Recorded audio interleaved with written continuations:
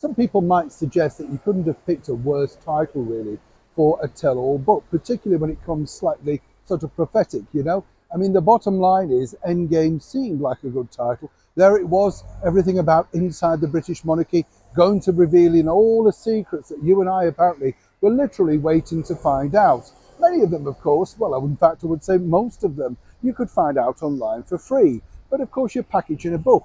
You're trying to sell something of a big drama. And then, of course, we saw, didn't we, the ensue of that media tour. Maybe, you know, the biggest problem I would have suggested was appearing on the Little Watch BBC channel Newsnight, you know, the programme. This was the channel that said author rushed to earlier this year when he revealed about the catastrophic car chase of Harry and Meghan in New York. Never corrected that, never mentioned that in the book. You get the picture how this is unfolding. But now there are bigger problems, literally, because the situation is this: when you put a book out like that with no backup, not only now do you have a huge problem with the publishers, this is the publishers over in the Netherlands who are basically refuting all of this author's claims about how this situation developed, unfolded, and put them in the media spotlight, making out that possibly two translators were less than being kind or truthful. It's a terrible situation to be in. Right now, we've yet to find out whether this author has actually apologized to those particular individuals.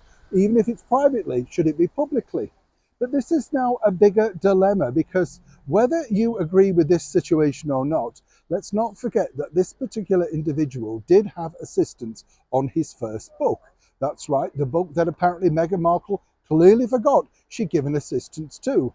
It's terrible, isn't it, when you're busy? You know the picture. And then, of course, the author decided to shave off a few years. As I've said before, this is the world of show business. But apparently, the reason being is he felt traumatized at reaching 40.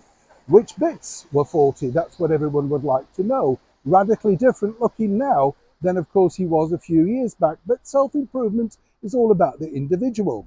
You see, the bigger issue now moving forward for him is literally this.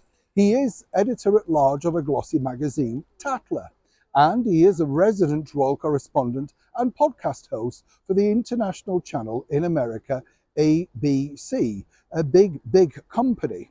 Now, according to a very well-placed source, and as ever we have to say allegedly, the situation is really this. You know, ABC and Tatler would have to reevaluate their leanings, shall we say, with this particular author, because not once but twice being caught out on the world stage is very tricky.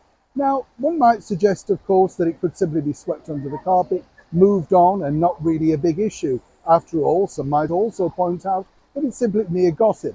Nothing was proven, only the fact that the reputation, try as they might, of ruining the British monarchy by allegedly naming those particular people in that book as royal racists makes it difficult.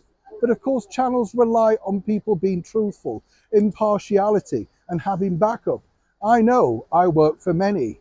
So where does this leave the huge giant ABC News and the glossy magazine Tatler?